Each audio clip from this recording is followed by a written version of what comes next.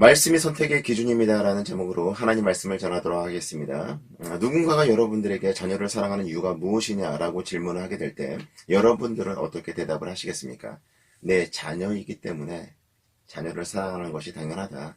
내가 낳았기 때문에 내 자녀 사랑하는 것 당연한 것 아니냐. 이런 대답을 하지 않겠습니까? 비록 내 자식이 잘못을 했다 할지라도 실수를 했다 할지라도 부모가 자녀를 향한 사랑은 변함이 없다. 무조건적 사랑, 존재 그 자체를 사랑한다라고 분명히 이야기를 할 것입니다. 하나님께 우리가 질문을 할 수 있겠죠. 하나님, 이처럼 우리를 사랑하시는 이유가 무엇입니까? 이런 질문을 하게 될 때 하나님은 내가 너를 만들었다. 내가 너의 창조주이다. 내가 너를 사랑한다. 역시 우리 하나님도 우리가 실수를 하고 우리가 잘못을 한다 하더라도 변함없이 우리를 사랑하신다라고 말씀을 하십니다. 조건적인 사랑이 아닌 무조건적인 사랑. 하나님은 우리 존재 그 자체를 사랑하신다라고 말씀하십니다. 스바냐 3장 17절에 있는 말씀을 보시겠습니다. 너희 하나님 여호와가 너희 가운데 계시니 그는 구원을 베푸실 전능자이시라. 그가 너로 말미암아 기쁨을 이기지 못하시며 너를 잠잠히 사랑하시며 너로 말미암아 즐거이 부르며 기뻐하시리라 하리라. 우리 하나님은요, 우리의 존재 그 자체를 사랑하십니다. 너를 잠잠히 사랑하시며 너로 말미암아 즐거이 부르며 기뻐하시리라. 우리를 생각할 때 우리 하나님을 기뻐하신다는 것입니다. 하나님의 사랑을 받는 존재입니다. 저와 성도 여러분들은요, 세상에서 시련을 당하고 어려움을 당하고 또 사람들로부터 인정을 받지 못하고 사람들로부터 외면을 당한다 하더라도 하나님의 특별한 사랑을 받는 존귀한 자임을 잊지 않고 기억하시는 저와 성도 여러분 되시기 바랍니다. 특별히 오늘 말씀에서도 우리는 하나님의 사랑을 느낄 수 있습니다. 오늘 말씀을 통해서 우리 하나님이 어떻게 우리를 사랑하시는가를 경험하는 귀한 시간이 될 수 있기를 바랍니다. 요한복음 19장 1절에서 5절에 있는 말씀을 우리 같이 한 목소리로 읽도록 하겠습니다. 이에 빌라도가 예수를 데려다가 채찍질을 하더라. 군인들이 가시나무로 관을 엮어 그의 머리에 씌우고 자색 옷을 입히고 앞에 가서 이르되 유대인의 왕이여 평안할지어다 하며 손으로 때리더라. 빌라도가 다시 밖에 나가 말하되 보라, 이 사람을 데리고 너희에게 나오나니 이는 내가 그에게서 아무 죄도 찾지 못한 것을 너희로 알게 하려 함이로다 하더라. 이에 예수께서 가시관을 쓰고 자색 옷을 입고 나오시니 빌라도가 그들에게 말하되 보라, 이 사람이로다 하며. 빌라도는요, 예수님에게서 어떤 죄도 발견할 수가 없었습니다. 어떻게 하든지 예수님을 놓아주려고 하는데, 그래서 그가 선택한 방법이 채찍으로 매질을 함으로 예수님의 그 몰골을 형편없이 만드는 것이었습니다. 또 머리에는 가시관을 씌우고요, 또 자색 옷을 입힘으로 사람들 앞에 너희들이 말하는 유대인의 왕이다. 이 사람이 역모를 꾸며서 로마로부터 독립을 하려고 하는 그 모의를 한 사람이 바로 이 사람이다. 과연 이 사람이 그만한 능력이 있느냐? 그렇지 않다라고 하는 것을 군중들에게 보여주므로 예수님을 어떻게 하든지 풀어주려고 했던 것입니다. 그런데 성남 군중은 예수님을 십자가에 못 박으라고 합니다. 우리가 이 대목에서 우리 예수님의 모습을 한번 살펴보았으면 좋겠습니다. 예수님이 이런 형편없는 몰골을 하고 사람들의 조롱을 받고 비난을 받은 것은 바로 우리의 죄 때문이었던 것이죠. 우리의 죄의 문제를 해결하기 위하여서 친히 인간의 몸으로 이 땅에 오셔서 십자가의 길, 고난의 길을 걸어가신 것입니다. 항변도 할 수 있고 얼마든지 벗어날 수 있는 그 능력을 가지고 계셨음에도 불구하고 우리를 죄에서 구원하기 위한 하나님의 선택이었고 예수님의 순종이었다는 것입니다. 이사야서 53장 4절에서 6절에 있는 말씀을 제가 읽어드리겠습니다. 그는 실로 우리의 질고를 지고 우리의 슬픔을 당하였거늘 우리는 생각하기를 그는 징벌을 받아 하나님께 맞으며 고난을 당한다 하였노라. 그가 찔림은 우리의 허물 때문이요 그가 상함은 우리의 죄악 때문이라. 그가 징계를 받음으로 우리가 평화를 누리고 그가 채찍에 맞음으로 우리는 나음을 받았도다. 우리는 다 양 같아서 그릇 행하여 각기 제 길로 갔거늘 여호와께서는 우리 모두의 죄악을 그에게 담당시키셨도다. 여기서 우리는 하나님의 사랑을 느낄 수 있습니다. 우리의 죄악을 우리가 담당하도록 하지 아니하시고 우리 예수님에게 하나님 아들이신 우리 예수 그리스도에게 모든 죄의 짐을 담당하도록 하셨다는 것입니다. 우리를 너무나 사랑한 하나님의 선택이었던 것이죠. 성도 여러분, 하나님이 이처럼 우리를 사랑하십니다. 우리를 사랑하시고 우리에게 관심을 가지고 계십니다. 말씀을 통해서 하나님의 사랑을 더 깊이 알아가는 저와 성도 여러분 모두가 되시기를 주의 이름으로 축복합니다. 하나님의 말씀을 알아가면 알아갈수록 하나님 사랑의 그 깊이를 우리가 더욱더 느끼며 살아갈 수 있는 것입니다. 성도 여러분, 관념적으로 하나님이 우리를 사랑하신다, 여기서 머무는 것이 아니라 늘 하나님의 말씀을 가까이 함으로 그 말씀을 통해서 하나님의 그 사랑의 깊이와 넓이와 높이, 길이를 측량할 수 없는 그 놀라운 사랑을 날마다 삶 속에서 경험하며 그 사랑 안에 거하는 저와 성도 여러분 모두가 되시기를 주의 이름으로 축복합니다. 성경 66권을 한 단어로 표현하자면 우리는 사랑이다 라고 표현할 수 있을 것입니다. 바로 하나님의 사랑인 것이죠. 따라서 하나님의 말씀을 가까이 하면 할수록 우리 하나님의 사랑의 깊이를 알 수 있는 것이죠. 하나님의 사랑의 넓이와 높이를 알 수가 있는 것입니다. 그 측량할 수 없는 그 하나님의 사랑은 말씀을 가까이 하면 가까이 할수록 더 깊이 알아가는 것입니다. 저와 성도 여러분, 하나님 말씀을 늘 가까이 하는 삶을 통해서 측량할 수 없는 그 하나님의 그 사랑을 더 많이 알아가는 복된 삶을 살아가시는 저와 성도 여러분 모두가 되시기를 주의 이름으로 축복합니다. 저와 성도 여러분들의 삶은 어떻습니까? 하나님 말씀을 가까이 하고 있습니까?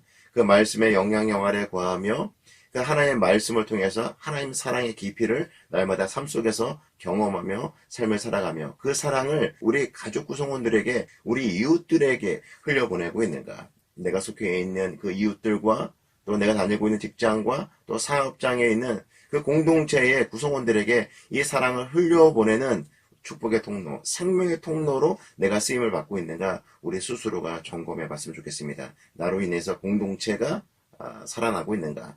나를 통해서 공동체에 활기가 넘치며 생명이 공급되고 있는가를 점검해 보시기를 원합니다.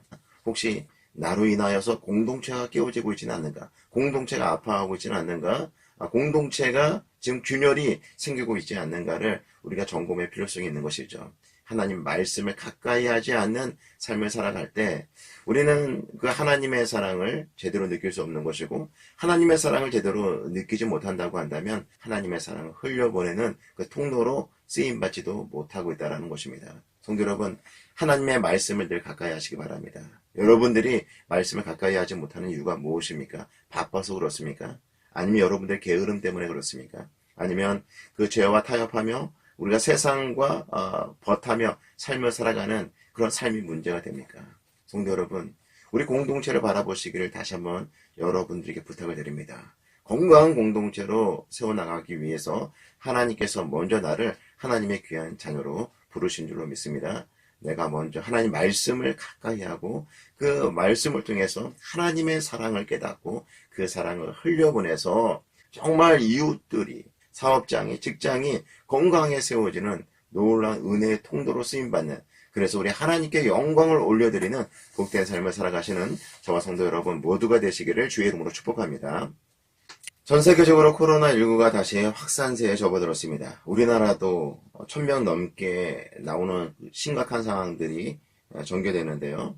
정부는 사회적 거리 두기를 3단계로 격상할 것인가에 대한 여부를 신중하게 논의하고 있습니다. 방역 관계자들은요, 매일 브리핑을 통해서 현재 지금 우리나라에서 진행되고 있는 그런 코로나 상황에 대해서 알려주고 있고요. 또 어떻게 우리가 이 방역을 해야 될 것인가, 방역에 대한 그 지침 사항들도 전달하고 있습니다. 그럼에도 불구하고 한 가지 아쉬운 부분이 있다고 한다면 이 코로나19 확산이 마치 교회가 진원지인 것처럼 이야기하는 부분, 또 언론들도 그런 부분들을 부추기는 부분에 대해서는 좀 아쉬운 부분이 있죠. 코로나19 계속해서 이 확산되는 과정 가운데 기독교에 대한 그 정서는 혐오하는 그런 감정이 들도록 계속해서 조장하는 부분이 없지 않아 있는 것이죠. 그럼에도 불구하고 그런 부분에 대해서 우리가 당황하지 아니하고 분노하지 않는 이유는 그 역사 속에서 기독교에 대해서 그렇게 우호적이었던 적이 별로 없었다는 것입니다. 성경에 있는 말씀 한 구절 볼까요? 요한복음 15장 19절에 있는 말씀입니다. 너희가 세상에 속하였으면 세상이 자기의 것을 사랑할 것이나 너희는 세상에 속한 자가 아니요 도리어 내가 너희를 세상에서 택하였기 때문에 세상이 너희를 미워하느니라. 교회가 세상에 속하지 아니하고 하나님께 속한 것이기 때문에 세상이 교회를 미워한다. 하나님의 자녀들도 마찬가지죠. 하나님의 자녀들도 이 세상에 속하지 아니하고 하나님께 속한 자들이기 때문에 이 세상이 미워하는 것은 너무나 당연한 것이다. 따라서 세상이 우리를 미워하고 또 세상이 우리 핍박할 때, 박해를 할 때 그것으로 인하여서 당황하지 말라. 그것을 담담하게 받아들일 수 있어야 된다라고 하는 것을 말씀해주고 있는 것입니다. 빌라도는요, 예수님에게서 사실 어떤 죄도 발견하지 못하고 어떤 식으로든 빌라도는 예수님을 놓아주려고 했던 것을 우리 말씀을 통해서 알 수가 있는 것이죠. 그런데 그 유대인들과 그리고 유대 당국자들은 이 부분에 대해서 동의하지 않았죠. 7절에 있는 말씀을 볼까요? 유대인들이 대답하되 우리에게 법이 있으니 그 법대로 하면 그가 당연히 죽을 것은 그가 자기를 하나님의 아들이라 함이니이다. 유대의 법대로 하더라도 예수는 신성 모독죄로서 사형에 해당된다. 그래서 이 예수는 반드시 죽여야 된다. 십자가에 못 박아야 된다라고 성난 군중들이 강하게 주장을 하고 있는 것입니다. 또 15절에 있는 말씀을 볼까요? 그들이 소리 지르되 없이 하소서 없이 하소서 그를 십자가에 못 박게 하소서. 빌라도가 이르되 내가 너희 왕을 십자가에 못 박으랴. 대제사장들이 대답하되 가이사 외에는 우리에게 왕이 없나이다 하니 예수님을 십자가에 못 박으라 성난 군중들이 외치고 있습니다. 심지어 대제사장까지 예수님을 십자가에 못 박으라고 합니다. 이 대제사장의 대답을 보게 되면 가관이 아닙니다. 가이사 외에는 우리에게 왕이 없나이다. 적어도 이 대제사장은 하나님만이 유일한 왕으로 섬기는 자인데 가이사만이 유일한 왕이다라고 하는 고백을 하는 것이죠. 우리가 생각할 때 이 대제사장 정도 되는 직분을 가진 자라고 한다면 하나님에 대해서 정확히 알고 있고 또 하나님이 어떤 분이신지를 다른 사람들에게 가르치는 입장이 있는 사람이 아니었습니까? 그런데 이 사람의 믿음은 전혀 그러지 않다라는 것이죠. 그러니까 우리가 생각해야 될 부분이 무엇인가 하면 우리의 직분이, 우리가 장로라고 해서 목사라고 해서 또 집사고 권사라고 해서 저절로 그 직분이 우리의 믿음을 보장해 주지 않는다. 우리의 신앙을 보장해 주지 않는다는 것입니다. 우리의 신앙의 연수가, 우리가 알고 있는 하나님에 대한 지식과 정보가 우리의 그 믿음과 우리의 신앙을 담보할 수 없다라고 하는 것을 말씀해 주고 있는 것입니다. 늘 하나님과의 그런 인격적 관계, 그 친밀한 관계 속에서 영생을 누리고 맛보며 삶을 살아가는 자만이 바른 신앙을 가지고 살아갈 수 있게 되는 것이죠. 저와 성도 여러분들의 신앙은 어떻습니까? 어떤 종교적인 형식과 습관에 익숙해져 있으면서 하나님에 대한 그 지식은 방대해져 가는 반면에 하나님과 인격적 교감은 점점 사라지는 그런 신앙의 형태를 띠고 있지는 않는가 우리 스스로가 점검해 볼 필요성이 있는 것이죠. 아무튼 어떻게 하든지 예수님을 십자가에 못 박으려고 하는 그런 사람들의 모습을 우리에게 보여주고 있는 것입니다. 성도 여러분, 세상은요 예수님이 이 땅에 오신 것에 대해서 환영하지 않습니다. 하나님 나라가 이 땅에 예수님을 통해서 도래한 것에 대해서 대적을 합니다. 그래서 예수님을 십자가에 못 박으려고 했던 것이고 예수님을 따르던 우리도 이 땅에서 믿음을 가지고 삶을 살아가려고 할 때 많은 어려움들과 환난을 당할 수밖에 없는 것이죠. 저와 성도 여러분은 어떻습니까? 믿음으로 살 때 이런 시련이 있습니까? 이런 고난이 있습니까? 이런 어려움이 있습니까? 난 하나님 말씀대로 삶을 살아가므로 내 삶에 어떤 시련도 어려움도 없어. 이렇게 말하는 사람이 있을지 모르겠습니다. 그러나 성경은요. 우리가 말씀대로 살아갈 때 시련이 있다. 고난이 있다. 하나님께 속한 자들을 세상이 미워한다라고 분명히 말씀하고 있습니다. 제가 어렸을 때도 친구들이 예수를 믿고 난 이후에 이제 명절을 맞이하게 됐을 때 제사에 참여하지 아니하므로 고난을 당하는 핍박을 당하는 친구들도 많이 봤습니다. 그들은 주로 그 명절이 되면 교회에서 시간들을 보냈는데 가장 싫어하는 날이 명절이라고 이야기할 정도로 그런 많은 고난들과 어려움들이 있었죠. 또한 내가 직장에 다닐 때도 마찬가지입니다.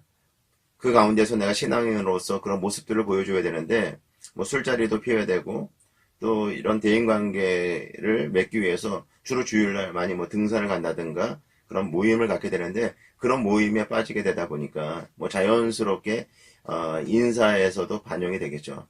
내 주변에 있는 그런 동료들은 뭐 차장, 부장, 또 임원으로 승진하는데 그에 비해서 많은 그런 불이익을 당할 수 있는 부분들이 충분히 있는 것입니다. 성도 여러분, 이렇게 우리가 신앙인으로서 이 땅에서 삶을 살아갈 때 고난이 있습니다. 어려움이 있습니다. 그 어려운 문제들을 우리가 어떻게 극복해 나갈 수 있는가, 이것 또한 굉장히 중요할 것입니다.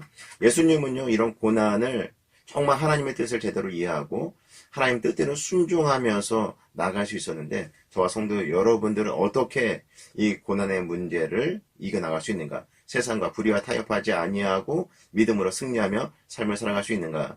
예수님께서 겟세마네 동산에서 기도하셨던 모습을 통해서 우리에게 일정 부분 답을 주었죠. 바로 기도로서. 하나님 앞에 기도함으로써 우리가 능력을 공급받고 이런 시련들을 이겨나가고 믿음으로써 우리가 삶을 살아갈 수 있게 되는 것입니다. 야고보 기자는 야고보서 1장 2절, 5절에서 이렇게 말씀하고 있습니다. 내 형제들아 너희가 여러 가지 시험을 당하거든 온전히 기쁘게 여기라. 이는 너희 믿음의 시련이 인내를 만들어내는 줄 너희가 알미라. 인내를 온전히 이루라. 이는 너희로 온전히 구비하고 조금도 부족함이 없게 하려 함이라. 너희 중에 누구든지 지혜가 부족하거든 모든 사람에게 후히 주시고 꾸짖지 아니하시는 하나님께 구하라. 그리하면 주시리라. 예, 우리에게 여러 가지 시련이 있다라고 성경은 분명히 말씀하고 있습니다. 예수 잘 믿는다고 해서 이 시련이 통과되는 것이 아니라는 것이에요. 그리고 이 시련을 통해서 우리가 인내를 배우게 되고 이 인내를 통해서 우리가 온전한 삶을 살게 된다는 것입니다. 그래서 온전하고 구비하여 조금도 부족함이 없도록 하기 위해서 여러 가지 시련으로 우리 하나님께서 우리를 단련하신다는 것입니다. 그런데 너희 중에 누구든지 지혜가 부족하거든 이 지혜는 어떤 지혜를 말하고 있습니까? 우리 앞에 놓여있는 그 시련, 이겨나갈 그 힘이 부족하다라고 느낄 때 우리가 겪게 되는 그 시련의 강도가 너무 강하다라고 생각할 때 그럴 때 어떻게 하는가? 그 이겨나갈 힘을 충분히 공급받아야 될 그 필요성이 있을 때 그 지혜가 부족하거든 모든 사람에게 후히 주시고 꾸짖지 아니하시는 하나님께 구하라. 그리하면 주시리라. 우리 하나님께 구하게 될 때, 우리 하나님께 지혜를 구하게 될 때, 나에게는 그런 시련들을 넉넉히 이겨나갈 수 있도록 힘을 공급해달라고 하나님께 기도하게 될 때, 우리 하나님께서 그 힘을 공급해 주신다라고 말씀을 하고 있는 것입니다. 조직신학 구원론에서 구원의 서정 9단계가 있습니다. 그 8번째 단계가 성도의 견인인데 견인이라고 하는 이 말은 견고하게 인내한다라고 하는 의미를 가지고 있습니다. 성도 여러분, 믿음의 삶을 살아가면서 겪는 그런 고난을 잘 인내할 수 있도록 성령께서 우리를 도우신다는 것입니다. 견고히 인내하고 그런 고난의 시간들 잘 극복할 수 있도록 도와주신다라고 하는 것을 말씀하고 있는 것입니다. 성도 여러분, 우리가 성령을 의지하고 기도하게 될 때 우리 앞에 놓여있는 그런 시련들, 어려움들을 이겨나갈 수 있도록 만들어주신다는 것입니다. 요즘 정치를 보게 되면 여론의 동향이 정책 결정에 중요한 역할을 하는 것을 보게 됩니다. 심지어 사회적 이슈가 된 사건에 대해서 법원에서 재판을 하게 될 때 그 형량에도 영향을 주는 것들을 보게 됩니다. 이렇게 세상의 여론의 동향에 따라서 판단하고 결정하는 그런 부분들이 많이 있음을 보게 되는데요.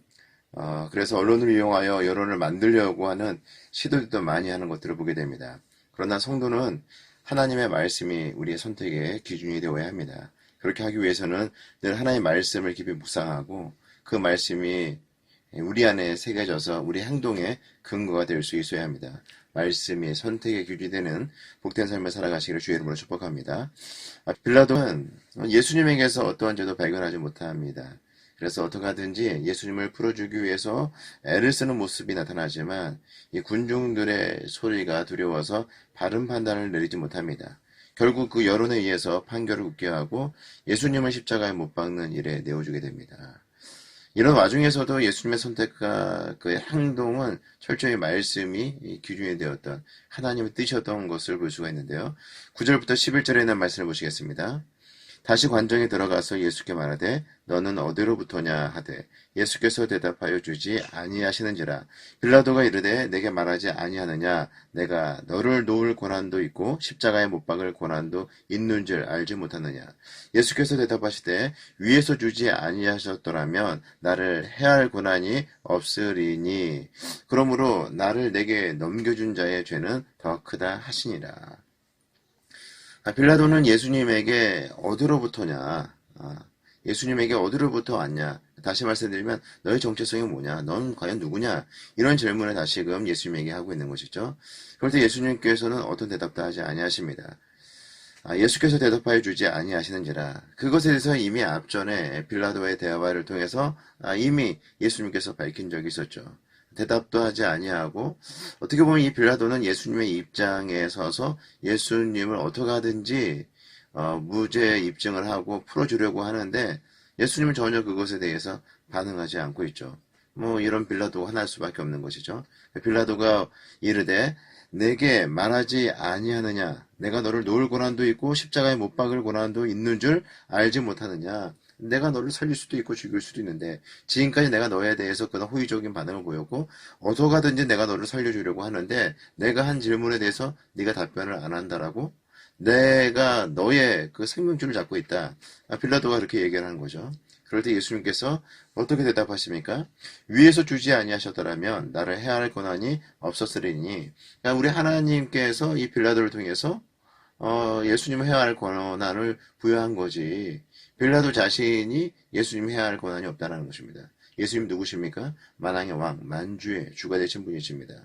철저히 하나님 뜻에 순종하여서 이 십자가의 길, 고난의 길을 걸어가고 있는 것이죠. 그리고 나를 넘겨준 자의 죄는 더 크다. 이것은요, 대제사장이었던 안나스와 가야바를 두고 염두에 두고 하신 말씀이라고 볼 수 있는 것입니다. 예수님은 하나님의 말씀이 기준이 되어서 하나님의 뜻에 철저히 순종하여서 이 고난의 길을 걸어가고 있는 것입니다. 그러니까 공생의 기간 전체가 하나님의 말씀에 철저히 순종하여서 하나님의 뜻을 따라서 살았던 삶이었는데 마지막 십자가의 길을 걸어가는 그 순간까지 하나님의 뜻을 따라 말씀이 기준이 되는 삶을 사신 예수님의 모습을 보여주고 있는 것입니다. 그래서 당당할 수 있었던 것입니다. 성도 여러분, 우리가 하나님의 말씀대로 살면 당당해질 수 있습니다. 생명의 말씀을 붙잡고 삶을 살아가면 담대해질 수 있는 것입니다. 내 뜻대로, 내 욕심대로 삶을 살아갈 때 우리 삶이 허망해질 수 있는 것입니다. 늘 우리 삶의 기준이 하나님의 말씀이 되시기를 주의 이름으로 축복합니다. 사람들의 조언이라든지 다수의 선택에 따라 치우친 결정을 하는 것이 아니라 매 순간순간 결정할 때마다 하나님 말씀이 기준이 되어서 바른 결정을 할 수 있는, 바른 선택을 할 수 있는 저와 성도 여러분 모두가 되시기를 바랍니다. 다윗이 사울을 피해 다닐 때 사울을 죽일 수 있는 두 번의 기회가 있었습니다. 엔게디 동굴과 하길라산이라고 하는 곳에서 아주 결정적으로 사울 왕을 죽일 수 있는 기회가 있었습니다. 다윗과 함께했던 자들도 다윗에게 사울 왕을 죽일 수 있는 그런 조로의 기회입니다. 사울 왕을 죽이십시오. 그렇게 권면을 했지만 다윗은 사울을 죽이지 않습니다. 하나님께서 기름 부어 세운 그 왕을 함부로 죽일 수 없다는 것이 그 이유였죠. 결과적으로 보면 하나님께서 다윗을 왕으로 세우시게 됩니다. 하나님께서 다윗을 높이신 것이죠. 이 다윗이 사울 왕을 죽일 수 있는 그 절호의 기회에서 사울 왕을 죽이지 않았던 것은 바로 말씀이 기준이었기 때문이었습니다. 말씀이 모든 선택의 기준이었기 때문에 하나님 뜻대로 결정한 것이었죠. 저와 성도 여러분은 어떻습니까? 모든 사람들이 가는 그 길을 가겠습니까? 하나님 말씀이 저와 여러분들의 선택의 기준이 될 수 있기를 다시 한번 주의 이름으로 권면의 말씀을 드립니다. 이렇게 우리가 하나님의 말씀이 기준이 되어서 삶을 살기 위해서 필요한 것이 무엇입니까? 하나님 말씀이 깊이 묵상하는 것입니다. 그 말씀이 우리 안에 새겨지도록 깊은 묵상이 필요합니다. 그리고 그 새겨진 말씀대로 살아갈 수 있도록 성령의 도우심이 필요합니다. 말씀대로 순종하며 삶을 살 수 있도록 그것이 억지로 순종하는 것이 아니라 순종하지 않고는 견딜 수 없는 그런 마음을 하나님께로부터 달라고 성령을 의지하고 간절히 기도하는 것이 필요합니다. 이렇게 말씀의 묵상과 더불어서 성령을 의지하고 간절히 기도하게 될 때 말씀대로 순종하며 말씀이 기준이 되는 복된 삶을 살아가게 되는 줄 믿습니다. 예레미야 20장 7절에서 9절에 있는 말씀을 같이 보시겠습니다. 제가 읽어드리겠습니다. 여호와여 주께서 나를 권유하심으로 내가 그 권유를 받아 싸우며 주께서 나보다 강하사 이기셨으므로 내가 조롱거리가 되니 사람마다 종일토록 나를 조롱하나이다. 내가 말할 때마다 외치며 파멸과 멸망을 선포함으로 여호와의 말씀으로 말미암아 내가 종일토록 치욕과 모욕거리가 됨이니이다. 내가 다시는 여호와를 선포하지 아니하며 그의 이름으로 말하지 아니하리라 하면 나의 마음이 불붙는 것 같아서 골수에 사무치니 답답하여 견딜 수 없나이다. 예레미야가 어떤 사람이었습니까? 눈물의 선지자로 우리가 잘 알고 있죠. 유다 격변기, 유다의 멸망을 얼마 남겨두지 않은 그 상태에서 유다의 선지자로 부름받은 사람이었습니다. 아나돗이라고 하는 지방 성소 몰락한 제사장 가문에서 태어난 이 예레미야는 중앙 성소 예루살렘으로 올라와서 하나님의 말씀을 선포해야만 했습니다.